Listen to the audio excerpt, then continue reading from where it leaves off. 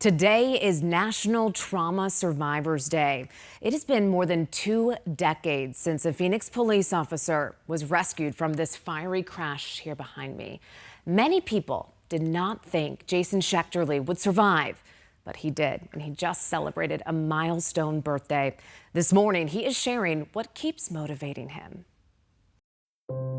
We can all identify with the young man in this photograph, eagerly ready to start his dream job. I wanted to become a Phoenix police officer, and I did. For Jason Schechterle, months later, in March 2001, a taxi driver having an epileptic seizure crashed into the back of his patrol car, going more than 100 miles an hour.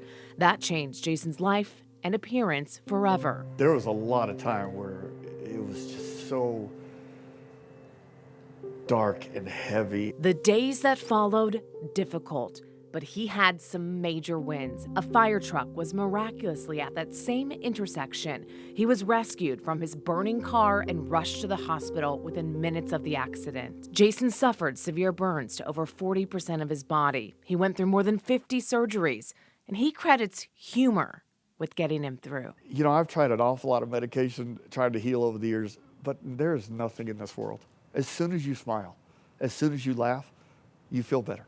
His wife and his family by his side, another win, and there's no one better to dish out that humor. My kids are awesome at, I've got, my hands aren't the greatest. If I drop something at home, I mean, they're the first ones to be like, oh, good Lord, one minor car accident, look at me. And we just laugh all the time. 22 years after that crash, the scars are present, but Jason's wins keep coming.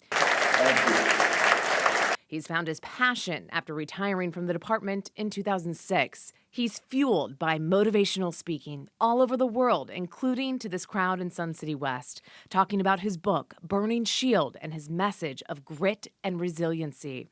Jason is the living, breathing example of that. His recovery, of course, has been long and painful, and now it's taking a brand new turn. The Phoenix native returned to the police force 18 months after battling through his unimaginable recovery. He and his wife welcoming their third child after the accident, completing their family of 5. Jason has fought for causes like getting the car he was in that fateful night off the streets due to being prone to fires and advocating for blood and tissue donations. One tissue donor can help 80 to 120 people. He credits the support of his family, friends, and doctors with getting him through.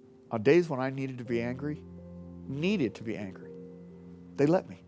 When I needed to cry, they let me.